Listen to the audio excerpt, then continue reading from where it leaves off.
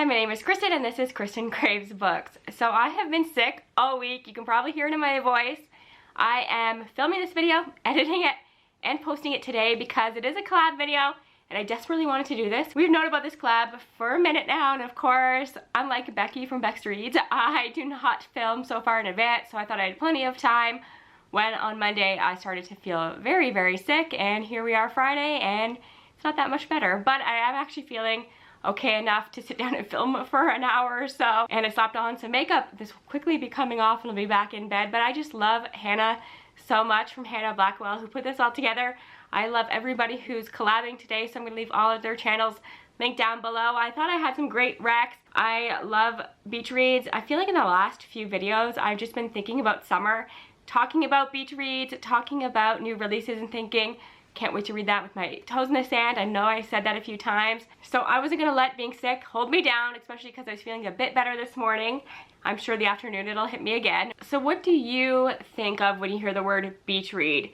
Obviously anything is a beach read. You can read anything on the beach. I could probably pull up photos and photos that I've taken on the beach. I spend the summers by the beach at my parents' place, and I will read anything. I think I read A Little Life on the beach. I will read nonfiction, but I think when you hear the word beach read, you have a very specific idea of what that means, and I would love to know what your idea of that is. For me, I want two very different things. I either want light contemporary romances, something I can swoon over, page turners, easy reads that are just adorable and sweet, or I want like a teen slasher. I want murder. So I don't know. Those are the two vibes that I go for. So that's kind of what I have for you today, with maybe a few things in between, a little bit of fantasy as well, because I can't resist recommending a fantasy. So let's just get into it. We'll start with the romances. There's so much about this first book that just screams the beach for me, and it is Sweet Hand by N.J. Peltier. I haven't read the sequel yet, but I know it's actually a beach photo on the cover, so that one will be perfect. Maybe one I need to consider for this summer. But this is set in Trinidad, and it revolves around a wedding, and there's something about weddings that screams spring and summer to me. And it's a rivals to lovers story. They've been lifelong rivals, and she is the maid of honor and he is the best man. He is a music producer and she is a pastry chef. So it's just really sweet. And this cat's name is Jello. I say that every time, but I always have to point that out because I love him. But I love the banter. Obviously it's set in Trinidad by the water, and it just has that beachy vibe, and it's not very long. You can get through this pretty quickly, and it's a good rivals to lovers story centered around a wedding. You know, I've said this a lot lately. I just like romances centered around weddings, so that is a good one. A new release, I had to include it. You know I had to. It has Summer in the title, Just for the Summer by Abby Jimenez. This is her latest book. It's up there as one of my favorites. I think Part of Your World's still my favorite, but this is definitely a contender, and I don't want to say too much about it, but I think you can tell from the cover that there is a beach vibe to this one. And I think what really makes this one beachy is that our main character and her best friend, they are traveling nurses, and during this 3-month stay they have rented an Airbnb that just happens to be a cottage on an island. So in order to get to their house, they have to take a boat back and forth, and that adds some chaos to the story, so I like that part of it. And I just love the romance in this. I thought Justin was a really good hero, and there's some interesting conversations about your relationship with your mother from both sides in this one. So she has a complicated relationship with her mom that's really on page and unfolds throughout the story, and he has to take custody of his younger siblings because of some of the mistakes that his mom has made. So that is going on in the background of these two really falling in love. They both have this curse where they think that when they break up with somebody, that person immediately meets their soulmate after that, so they think they'll date each other, break up, then they'll meet their soulmates, but of course they have a connection, they fall in love, and I just thought it was adorable. So much respect in this book. That is the word I would use, and I ate it up. And it's a longer read, so if you're gonna spend a weekend at the beach, this might be a good one. This is a very divisive book, and I get it. I ate it up. I didn't like the author's second book as much. I have an ALC of her new one, which also looks summery, and I will try, but this is so Canadian summer to me. I had to include it. It's Every Summer After by Carly Fortune. This is drama. So much drama. So many mistakes, very imperfect characters. I know that not everybody's gonna like the ending. I mean, I didn't like what happened at the end, but I thought it was dramatic and I appreciated it. This is friends to lovers and second chance. So it's told through two timelines. We see these two as they are meeting again at their childhood cottages now that they are in their 30s and they haven't spoken for many years. And then we have another timeline where they are teenagers and we see them fall in love and all the drama that unfolds. And it's set at like a small beach town in Ontario. I live in Ontario. The place where I spend my summer is a small beach town in Ontario. Just the vibes are right. We see them swim. It's like very cottage. It's very camp-like. If you are Canadian, you know what that feels like, and it's just nostalgic for me, and I thought that the author captured that really, really well. And it's just a fun, dramatic time, and sometimes I need that in my life. A book that's good if you really want to lean into the wedding angle of the summer is Devon and Chris Plan a Wedding by Chensia Higgins. This is one of my favorites. It's fake dating, but also a competition show. So these two meet on this show. They have to fool their families into thinking that they just met and they're engaged, and if they get to the altar and nobody objects, then they win the money. But they have to take their family through all the planning of the wedding, and one of the characters doesn't have a perfect family. There's some complications there, and we see the two families meet, and the two of them fall in love through the course of all of this, and really the steps into planning a wedding while also being filmed at the same time. I thought it was such a good time, and one that you could read really, really quickly on the beach. I think you would just eat this up in one sitting. This is another one that I think is very divisive that I love, but the beach vibes are strong, so I had to include it, is You Made a Fool of Death with Your Beauty by Kweki Emezi. It's one of my favorites. It definitely has heavier themes than a lot of the other books on my list, so it might not be your typical idea of a beach read, but obviously you can see around the cover that it does have those more tropical vibes. Our main character in this story has tragically lost her husband, so she is a widow in her 20s, and we see her 5 years later trying to get over that grief, but not really being ready to and holding on to it. And she's taking some risks, and that ends up getting her into some interesting situations, but she goes on a vacation with some guy she's kind of casually seeing, and maybe she meets somebody else there. I don't even want to say too much more than that, but it is drama. Not everybody's gonna like it, but I ate this up. It's really about two people who have shared some experiences, even though maybe there's an age gap happening, and they just have this connection. You see them have some deep conversations, fall in love, and her really fight for this love and really trying to process her grief at the same time. And it's one I want to reread. Might actually be one that I pick up on the beach this summer because I love it that much. I mean, this is like my ultimate beach read recommendation right now, but it's only for the week by Natasha Bishop. I'm sure this will be on some other list today because it's getting a lot of hype right now, and it deserves it. Look at the back. It's so beachy. And another one with some drama. I love some mess in the summertime on the beach. So this one is following a girl whose sister is getting married, and her and the bridal party are going to the wedding. It's like a vacation wedding a week early to relax and set things up. And the sister just happens to be marrying our main character's ex-boyfriend. And she realized she never loved the ex-boyfriend. She's really not too mad at her sister for this.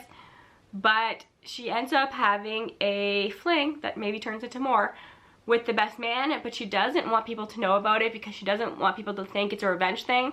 So they're doing it behind the scenes on this vacation. But there's a lot of other stuff happening, a lot of conflict that happens outside of the couple, not in the couple. I keep saying that is what I love, and I think that this is the epitome of that. And then you just get a lot of good beachy vibes. You see them on a boat, you see them in the pool, you see them on the beach, you see them planning the wedding, and then everything is going on around them. Fires everywhere, but it's great, and I loved it. And it's one of my favorites. I actually have the audiobook of this now, so I want to listen to it very, very soon. Maybe that would be a good one to listen to because I haven't read all week because I've been sick. But now that I feel like my head's a little bit clearer, I could take in an audiobook. We will see. Then I have 3 more romances that I don't own. 2 of them I just read. So the first one is Out of Office by A.H. Cunningham. And I loved this so much. And it is perfect for the beach. It is talking about a woman who is a workaholic. She is working in Panama, and she decides that she's getting burnt out. She needs to take 2 weeks off. And her driver, who's been driving her around while she's been there for work, invites her to stay at his hostel, his family's hostel, and they spend 2 weeks together, and it's a whirlwind romance, and they fall in love, and then we see how that all plays out afterwards. So can you take like a summer fling into the real world? And she has a complicated relationship with her mom. He has an experience where he was once a workaholic but now wants a more relaxed life and has different priorities, so their values or their ideas of what they want from life may not align at this moment. So can they come together? And I thought that was really interesting because I think a lot of people probably have summer flings. You meet somebody on the beach, you get together, you fall in love in 2 weeks or whatever, then you move on and never speak to them again. But what if that connection is so deep, can it be brought into the real world? So I thought that that was really good. I really enjoyed that one. Another one that I read recently was The Fake Boyfriend Fiasco by Talia Hibbert. This was an ALC. I guess it just came out on audiobook because I think it's been out for a while. Super, super beachy. It's fake dating, if you couldn't tell from the title, where our hero is actually very interested in our heroine, and he's a famous athlete and he always has women throwing themselves at him, and he decides to ask her to be his fake girlfriend on this vacation he's going on with his friends as a way to like maybe try and win her over, and she's all for it eventually because he's paying for everything and it's a vacation, and why wouldn't she, and have a great connection and everything. I thought that this was really a fun book. I listened to it in a couple hours. Again, it's got a beachy setting because they're on vacation, and it's perfect. Honestly, you really can't go wrong with some Talia Hibbert, let's be honest. And then the last romance that I thought was a good one was That Summer Feeling, and this is adult summer camp. So if you ever felt like you were somebody who misses summer camp, you wish there was an adult summer camp, this is a good book for you. It's sapphic. These two women just happen to meet at this summer camp and they fall in love, and that's really all you need to know. Obviously, it doesn't get more beach read than that. Something that kind of falls in the middle between a romance and something that's more mystery or thriller is Pride and Premeditation by Tirzah Price. I think this entire series would be good on the beach. They're just light and fun Jane Austen mysteries. I think that's what the series is even called. Obviously, this is a Pride and Prejudice retelling. The second one is Sense and Sensibility, and I just read the third one, and that's Mansfield Park. And they're just one afternoon kind of books. They take the original stories, somebody gets murdered in them, and let's just say that Elizabeth Bennet plays a big role in all three books. Even the last one, I really loved her character so much. So if you're an Elizabeth Bennet fan like I am, this would be a good one. And I think that she does a good job of staying true to the characters, but putting them into these different situations, and it just felt really authentic. And I just think they're a fun time. Teen slasher. This Delicious Death by Kayla Cunningham. It actually says on the back, this summer is gonna get gory. This actually set at like a music festival, think something like Coachella, but we're following this group of girls who have gone through a hollowing, so it's some kind of epidemic that happened a few years prior where people were turned into almost zombie-like. They had to eat human flesh, and then the government and scientists came up with this synthetic flesh that people could eat so everybody could live in harmony, and we can just imagine how that goes. So these girls turn up with their cooler of synthetic meat, but one of them ends up murdering a boy there, and it's chaos after that, and it's gory, it's delightful, and I just ate this up. And it's the perfect beach read for a non-romance lover. So I just thought it was a good time because it's not like a super serious horror. It's not super scary, and obviously it's set in the summer around a music festival, and the vibes are just right. I also think Lost Girls is a good one if you're looking for a similar vibe. This one isn't set at the beach or anything, but it's following these girls who are vampires looking for revenge, and they were all turned into vampires by the same guy, and they want to get him back. And it was campy, it was fun. So any books like that I think are good for the beach. Okay, one that's not out yet, it doesn't come out until July, but I read Any Archive is the Spell Shop by Sarah Beth Durst. This is cozy fantasy. I think a lot of cozy fantasy is going to be good on the beach, but I've talked about cozy fantasy so much recently. But this one is set on an island, and there are like mer creatures that are a big part of the story, and our main character sets up this little cottage. It was her family cottage, and she returns home, and she starts a little jam business, but she's also doing magic here and there, and she's falling in love with a neighbor, and I just loved it so much. I think it is the sweetest thing, but there's a lot of conflict in the background as well because she had fled from a capital where there was a revolution. So there are a lot of stakes in this story still, but it's got that island vibe. It's got these mer creatures that she rides and everything. Oh, I loved it so much. It's my favorite. So pre-order that or look out for it. Get your library holds in because to me it's worth it. I just love Sarah Beth Durst.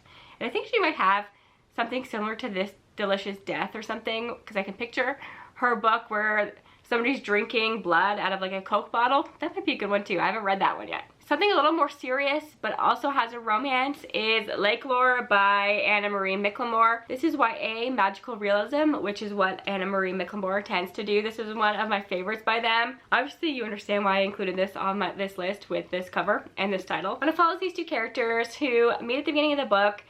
They can see that there's this whole world under the lake, but nobody else seems to be able to see it. They have this encounter, they don't see each other again, and then a few years later they come back together, and the lake seems to be following them. And they have a connection and a friendship that forms. It's just really interesting. I just think I want to live in Anne Marie McLemore's mind because there's some creative ideas up there. Another one that I read recently is Sing Me to Sleep by Gabby Burton.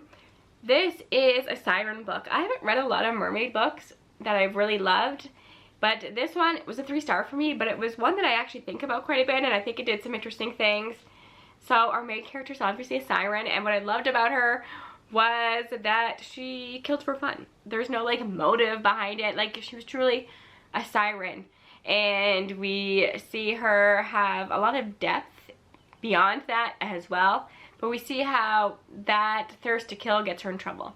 And she is graduating from the school and at the top of her class, and that means that she is now going to be the bodyguard to the prince, and the prince is into her right away, but she's got her guards up obviously.